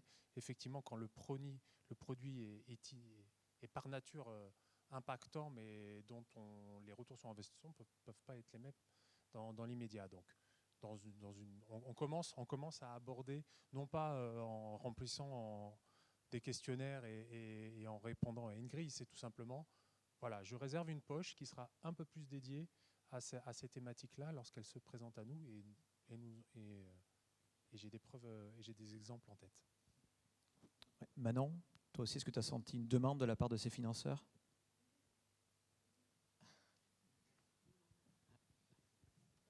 Ouais, ça marche, pardon. Oui, bien sûr, effectivement, il y a tous ces critères à valider et qui sont pris en compte pour notre part, ce qu'on a constaté, tous les financeurs avec qui on a pu discuter. Après, moi, je pense que le sujet, il est surtout de ce qu'on s'est rendu compte, c'est que pour les financeurs, l'enjeu, c'est évidemment le retour sur investissement, c'est la performance économique, la croissance, c'est aussi ce qu'on recherche en tant que start-upper. Et finalement, ces critères ESG sur lesquels on nous questionne pour savoir si on les a pris en considération dans le montage de notre projet, de notre business model, etc., pour moi, c'est avant tout des leviers de performance et de croissance. Et je crois que les financeurs l'ont tout à fait intégré aussi. Et donc, ce n'est pas cocher des cases impact pour cocher des cases impact, mais c'est plutôt se dire que en fait, c'est essentiel, comme l'a dit Agathe. Sans se poser ces questions-là, on ne pourra pas mettre en place un projet qui va vraiment aller vers une croissance importante et durable. Donc au final, l'enjeu économique ne s'oppose pas du tout à l'enjeu ESG, impact, écologie, mais au contraire, c'est deux choses qui marchent ensemble. Et donc, c'est les sujets de croissance verte. Et aujourd'hui, je crois que tout le monde l'a compris. Donc, à mon sens, c'est pour ça que c'est quelque chose qui maintenant est incontournable. Effectivement, il y a pas mal d'études qui démontrent qu'une entreprise qui prend en compte ces facteurs-là et qui ont une bonne notation de ces facteurs-là, au niveau de ces facteurs, est plus performante, même économiquement et durable. Les sociétés dirigées par des femmes aussi, en fait. Ils ont fait Aussi. une étude dessus. Je fais plaisir. Ça fait partie de l'égalité des... Ce sera l'objet de la table ronde l'année prochaine pour Basque Invest. On cherche des sujets. Bravo, merci. Très bien. Non, mais je pense qu'il y a aussi une question du stade de maturité de la société. C'est-à-dire que quand tu arrives dans des sociétés en amorçage, en pré-seed, effectivement, tu vas leur donner les critères ESG et tu vas essayer d'orienter en fait la société vers le respect de tous ces critères au fur et à mesure de ton investissement et au fur et à mesure des différents comités. Et après, dès que tu arrives quand même dans le financement des séries A, pour le coup, ça devient essentiel en fait. Aujourd'hui, moi j'ai plusieurs sociétés qui sont en série A. Le point qui va être demandé par des investisseurs en série A, ça va être aussi de regarder quel va être l'impact et de mesurer effectivement, d'essayer de mesurer, parce qu'on en discutait avec d'autres investisseurs à midi, mais effectivement mesurer l'impact net d'une entreprise, c'est aujourd'hui impossible, mais effectivement que ça rentre en tout cas dans une démarche à impact. Donc je pense que c'est ça aussi qui est intéressant. Voilà, il y a une exigence quand même qui est moindre au niveau des startups par rapport à des entreprises plus matures, ce qui est aussi logique. Il faut déjà qu'ils se mettent au carré sur tout le reste et l'ESG rentre dedans évidemment. Mais si tu veux, on avait cette discussion, mais je pense que effectivement c'est une bonne, la bonne marche de l'entreprise passe par le respect des critères ESG, mais maintenant il y a plus que l'ESG et puis finalement c'est assez différent. Il y a les critères ESG et il y a les sociétés à impact. Et il y a l'impact que peut avoir la société. Donc je pense qu'il ne faut pas tout mélanger aussi, mais l'impact maintenant reste aussi un point essentiel à déterminer dans les investissements. Et on voit... Peut-être juste une question pour le groupe Clim, puisque vous avez une sorte de double casquette, entreprise qui investit dans d'autres entreprises. De quelle manière voilà, vous intégrez aussi ces critères ESG, vous jouez avec ces critères ESG? Oui. Bonjour, donc Jeff Darrigol, je suis représentant du groupe Clim, société de distribution dans l'automobile jusqu'aux véhicules industriels. Donc là, c'est plus la réalité de marché qui nous fait nous questionner sur ces critères ESG. On est au cœur d'une transition écologique avec les véhicules que l'on distribue. Ces véhicules-là ont une durée de vie sur le marché européen. Et après cette vie-là, justement, ils sont transportés et ils finissent leur vie sur d'autres pays qui sont en carence technique en termes de remplacement et de réparation des véhicules. Donc nous, on est typiquement justement en train de se pencher sur l'accompagnement en termes de formation. Parce qu'on a des véhicules et des matériels que l'on met sur la route aujourd'hui en Europe qui sont à la pointe, en tout cas qui cherchent à répondre, je parle pour toutes les marques, qui cherchent à répondre aux critères européens en termes d'écologie. Donc à travers ces critères RSE, nous, on va aussi derrière chercher à apporter de l'emploi sur d'autres régions, à la fois ici sur la région Pays Basque, mais d'autres régions en Afrique, par exemple, où nos véhicules finissent leur vie. Donc, je ne sais pas si j'ai répondu à peu près à la question que vous m'avez posée, là, mais je me suis un peu emballé. Là. Très bien, très bien. Iban, tu veux rajouter quelque chose peut-être? Non? Ça expliquer aussi, le groupe Clim fait partie de nos investisseurs et nous, en l'occurrence, on travaille beaucoup sur le continent africain. Et il y a des sujets où, en fait, effectivement, ces véhicules récents maintenant arrivent et on le sait, en fait, le mouvement, on le connaît. Et malheureusement, pendant longtemps, l'Afrique a été un peu... On envoyait tous nos véhicules un peu poubelles sur le continent.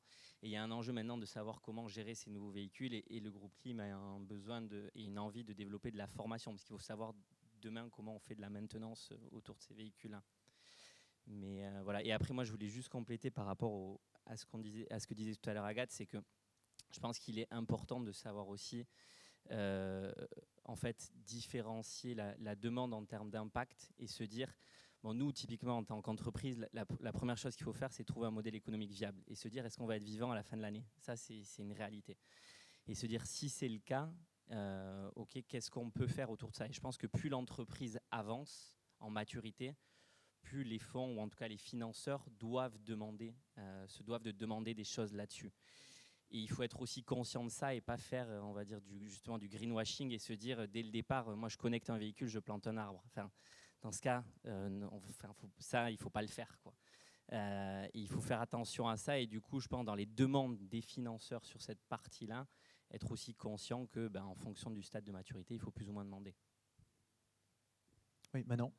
Oui, je partage ce qui vient d'être dit. En revanche, pour ma part, je pense quand même que même en amorçage, et justement en amorçage et à la création du projet, c'est là où il faut se poser les bonnes questions. En fait, c'est le moment où on construit les fondations.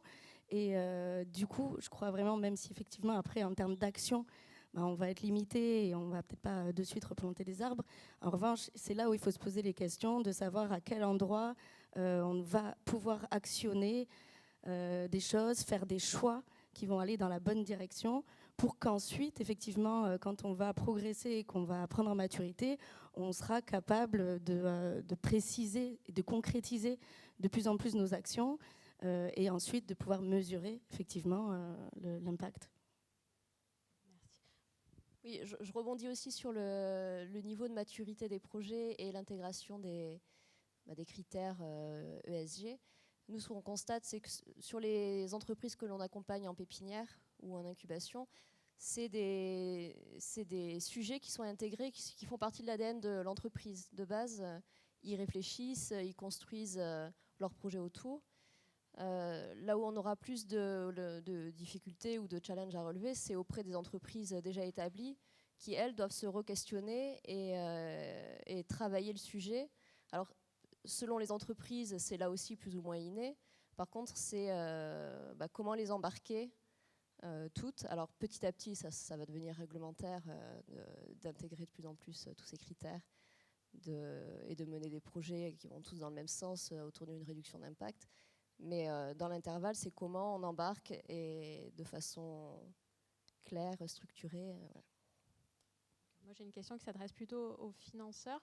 Est-ce que vous pensez qu'il y a des projets qui ont pu être financés il y a quelques années qui ne le seraient plus aujourd'hui, ou de secteurs et d'activités qui ne sont plus du tout financés? Je vais parler en tant qu'observateur et pas investisseur. J'ai déjà vu des projets ou des contacts arriver sur mon bureau, tout simplement un coup de fil, où je sais pertinemment que le projet a été écarté par un autre investisseur pour ces raisons-là. Et quel secteur d'activité, par exemple? Tout ce qui est lié aux hydrocarbures, par exemple. Mais ce qui est un sujet pour les entreprises qui travaillent dans une filière, qui potentiellement peuvent aider une filière à être plus vertueuse sur un sujet. Et on a peut-être conscience effectivement pour ce type d'entreprise, parce qu'on adresse des PME, des startups, donc forcément on n'est pas dans les producteurs directs dans ces filières-là, mais plutôt dans les entreprises de services ou dans les entreprises qui sont plutôt innovantes, qui apportent une fonctionnalité dans ces éléments-là, qui parfois peuvent aller plutôt dans le bon sens, mais pour des questions un peu de cocher la case, une fois qu'on a coché la case, comme on dit oil and gas, ça passe pas. Donc c'est en tant qu'observateur, je l'ai vu, je vous rassure, pas une ou deux fois, et la question sous-jacente derrière, c'est quand même pour l'entrepreneur de quand même bien mettre en avant, bien valoriser en quoi sa prestation, son produit vont dans le sens plus vertueux dans ces sujets-là, donc encore être dans une démarche d'accompagnement. Après, pour certains fonds généralistes, c'est plus facile d'adopter cette attitude par rapport à des fonds dont c'est inscrit dans leur règlement et dans la promesse à leurs souscripteurs d'exclure ce type de secteur.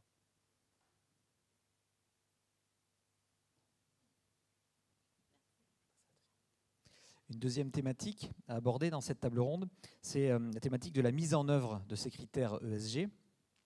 Une mise en œuvre qui n'est pas forcément facile, que ce soit pour les fonds ou les entreprises, pour les startups. Donc c'est une question plutôt à destination des startups, même si Iban et Manon ont un petit peu d'ores et déjà répondu à cette question. Voilà. Est-ce que ces critères, cette mise en œuvre des critères ont influé sur votre stratégie d'entreprise, sur les choix stratégiques? Est-ce que parfois vous avez dû prendre des choix difficiles pour répondre positivement à ces critères, des choix qui ne répondaient pas forcément à l'impératif économique à court terme, à moyen terme? La difficulté de la mise en œuvre de ces critères. Oui, en fait, non. C'est-à-dire que, comme je disais, pour nous, on ne s'amuse pas à remplir des critères pour faire joli, quoi. On construit un projet qui doit nous amener à avoir une croissance durable et une performance durable. Et pour atteindre cette performance, on regarde tous les leviers actionnables possibles. Et donc, évidemment, nous, après, c'est aussi notre vision de l'entreprise d'aujourd'hui et de demain et du monde. Et je pense qu'on l'a vu avec les différentes crises économiques, sanitaires auxquelles on a fait face. L'entreprise qui survit, c'est celle qui, justement, a, depuis le début, construit son projet autour de ces leviers ESG. Et ça, on en est convaincu. Donc, à partir de ce moment-là, il n'y a pas un choix de levier ESG qui soit contraignant, puisqu'il va bénéficier à la performance de l'entreprise. Et en tant que start-upper, on a une vision long terme, de toute façon, du sujet. Donc, effectivement, peut-être que... je crois qu'un entrepreneur, il regarde comment la croissance de son entreprise va évoluer vraiment dans le long terme. Donc, absolument pas une contrainte, au contraire. Et oui, assez aligné, et notamment avec ce que tu disais tout à l'heure, et tu as eu raison de le préciser, que la réflexion doit arriver dès le départ. Et nous, c'est un peu ce qui s'est passé chez nous. En fait, on réfléchit depuis le départ, et là, on concrétise en ce moment, justement, en se transformant. Donc, il y a un modèle de société qui a été créé, qui est le modèle de société à mission. Et donc, on est en train de se transformer en société à mission, et du coup, ça demande de faire des choses au sein de son entreprise, et notamment de définir un comité de mission. Et un comité de mission, donc il peut y avoir 6-7 personnes qui font partie de ce comité-là et qui vont s'assurer que la mission sociale et environnementale qu'a définie la société, on va l'écrire dans les statuts et s'assurer que les choix stratégiques de la société sont en ligne avec cette mission-là. Et ont le droit du coup de dire oui, non, on y va pas en fonction de ce qui est proposé. Donc c'est une certaine contrainte, mais c'est une contrainte pour faire mieux et impacter. Et c'est aussi une façon, nous on le voit clairement chez nous, d'engager les collaborateurs. Je pense qu'aujourd'hui, dans les nouvelles générations, il y a un besoin de retrouver du sens dans ce qu'on fait. Et quand on le fait aussi au sein de l'entreprise, c'est une façon d'attirer aussi des talents qui vont se retrouver dans cette mission-là. Voilà, nous, on est justement en transformation là-dessus. Oui, effectivement, je voudrais ajouter toujours dans la même veine que en fait, la réussite d'une entreprise, elle va être liée au démarrage. On va se poser 3 grandes questions. C'est quel est mon talent? C'est quoi que je sais faire ou que je sais faire de mieux que quelqu'un d'autre? Qu'est-ce que j'aime faire? Parce que si on prend du plaisir, c'est quand même mieux en général. Et la 3e grande question, c'est de quoi le monde a besoin? Et effectivement, de quoi le monde a besoin? Il a besoin aujourd'hui de sens, d'utilité, et il a besoin qu'on essaie de se donner un peu plus d'espérance de vie en essayant de sauver ce qui reste à sauver de notre planète. Donc à partir de ce moment-là, c'est ça qui va faire que le projet va réussir, parce qu'on va répondre à des besoins, à des enjeux, et donc au final, on est obligé de prendre en considération les critères ESG, puisqu'en fait, c'est exactement ce que recherche, ce dont le monde a besoin aujourd'hui. Et donc, effectivement, c'est aussi comme ça qu'on recrute des talents, qu'on les garde et qu'on a une organisation avec des personnes qui s'y sentent bien et donc, du coup, qui se donnent du mal et qui performent. Merci. Côté financeur, du coup, comment vous mettez en œuvre ces critères ESG? Parce qu'il y a plusieurs méthodes, il n'y a pas d'approche unique. Certains fonds se contentent finalement d'exclure juste certains secteurs d'activité. D'autres font carrément des notations avec des grilles d'évaluation. Alors Agathe, on en a parlé un peu ensemble. Effectivement, vous avez une grille d'évaluation avec un certain nombre de critères. Et de cases, comment vous mettez en œuvre ces critères?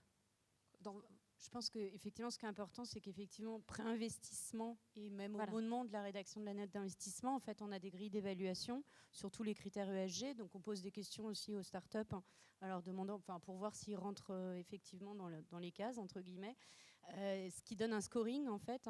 Et si le scoring est vraiment pas bon, on est incapable d'investir.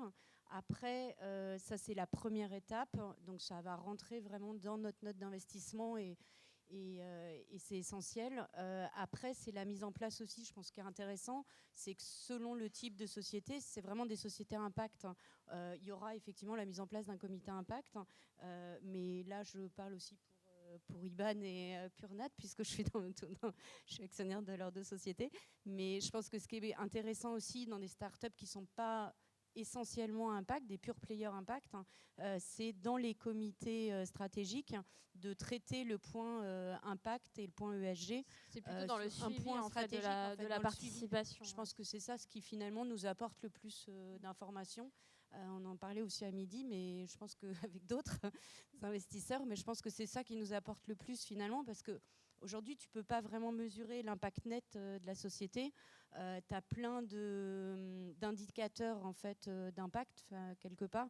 Les agréger, ça devient compliqué. Les consensus de place à ce niveau-là sont pas du tout encore... Enfin, tout le monde n'est pas du tout d'accord sur les différents indicateurs. Oui, le sujet, c'est aussi la quantification de ces critères. Voilà, la quantification, si tu veux, ça reste un sujet ouvert, notamment par France Invest, hein, quand ils donnent tous les critères d'évaluation d'une société impact.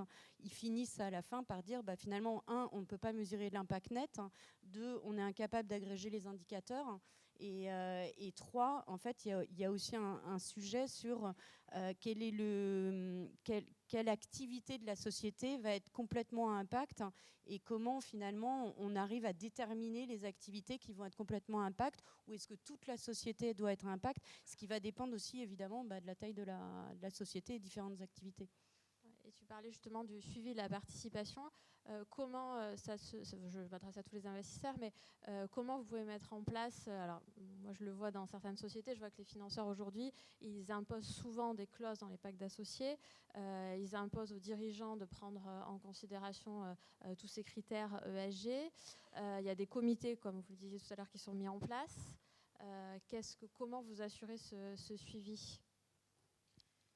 Alors, il y a ça, qui traduit les intentions qu'on écrit dans un pacte une fois qu'on l'a signé.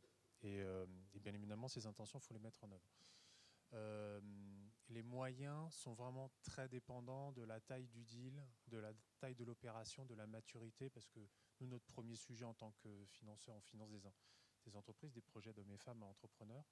On se pose toujours la question, est-ce que l'entrepreneur va adhérer à ce qu'on lui, entre guillemets, on lui demande? La seule manière d'y adhérer, c'est juste qu'on soit ensemble convaincus que c'est moteur de performance économique et qu'à la fin, c'est créateur de valeur, parce que dans 7 à 10 ans, il y a quelqu'un qui se posera cette question-là quand il voudra vous racheter ou quand il voudra remplacer l'investisseur.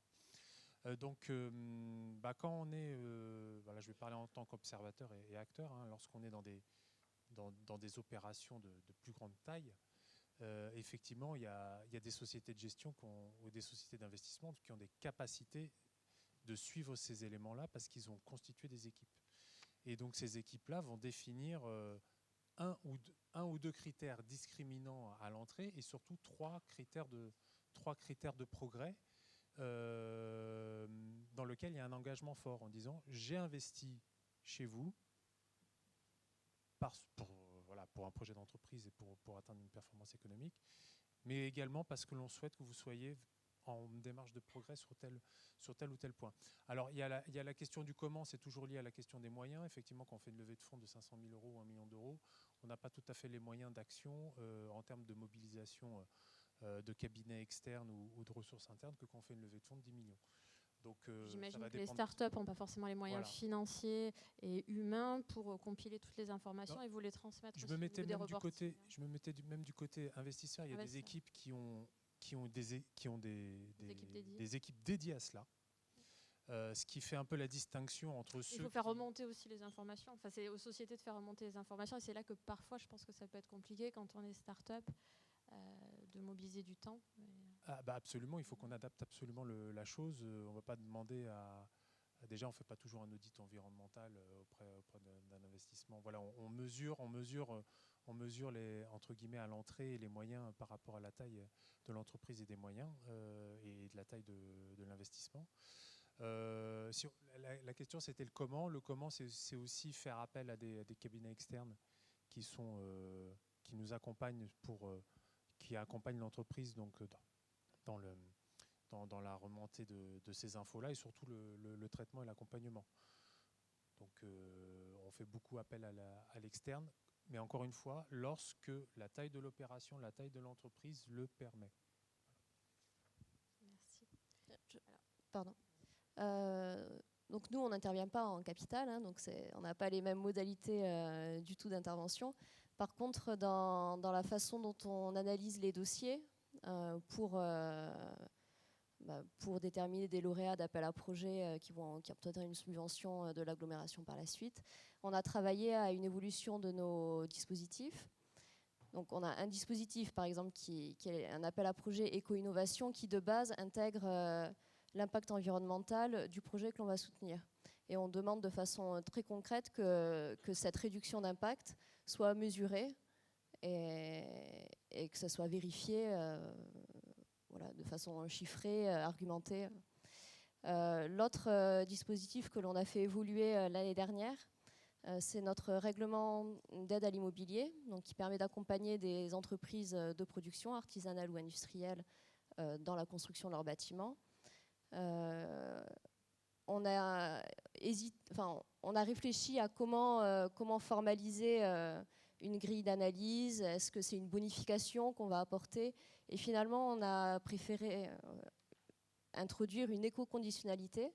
Donc on a fait une grille avec des choses très concrètes que l'entreprise peut mettre en œuvre dans la construction de son nouveau bâtiment, sur du gros œuvre, second œuvre, ou de la façon de traiter l'énergie, l'eau au sein du bâtiment.